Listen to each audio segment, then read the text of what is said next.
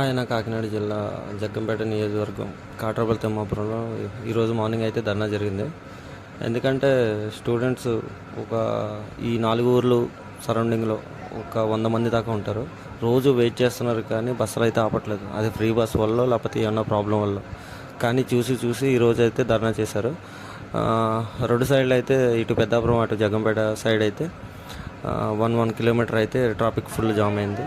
ఇంకా ఏదైతే అయిందని ధర్నా చేశారు. ఇంతలో జగ్గంపేట సబ్ ఇన్స్పెక్టర్ ఎస్సీ గారు వచ్చి అందరికీ స్టూడెంట్స్ అందరికీ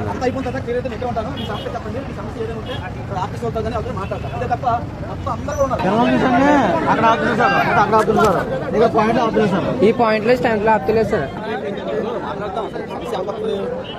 సామాన్య పబ్లిక్ ఇబ్బంది పడుతుంది తప్ప అందులో ఇంకొక మాట సార్.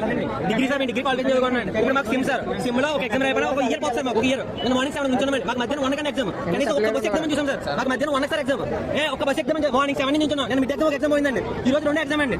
ఈ రోజు 2 ఎగ్జామ్, ఈ రోజు కూడా ఎగ్జామ్ అంటుందంటే సిమ్లు మాత్రమే సార్. మాకు వస్తే సార్ మాట్లాడుతూ చెప్తున్నా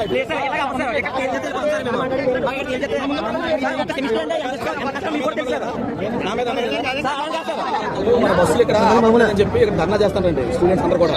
ఇప్పుడు మీరు ఇన్స్ట్రక్షన్స్ ఇవ్వండి కండక్టర్లకి, డ్రైవర్లకి ఖచ్చితంగా ఇవ్వాలండి. ఇప్పుడు వాళ్ళు 7 గంటలకు కాలేజ్ అంటే ఏదో 5 గంటలకు బయలుదేరుతున్నారు, లేదా 6 గంటలకు బయలుదేరుతున్నారు. బస్సులు ఆపడం వల్ల చాలా ప్రాబ్లం. ఒకరిది కాదు, ఇద్దరిది కాదు, మొత్తం 4 ఊర్ల సమస్య ఇది.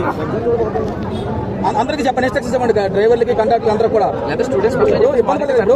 ఆ స్టేజ్ లో ఇప్పుడు మన పిల్లలు ఉండొచ్చు, లేకపోతే మన ఇంటి పక్కన ఉండొచ్చు, మన బంధు పిల్లలు ఉండొచ్చు. వాళ్ళు ఏంటంటే ఏదో ఫ్రీ పాస్ లో లేదా పాస్ పెట్టుకుంటారు.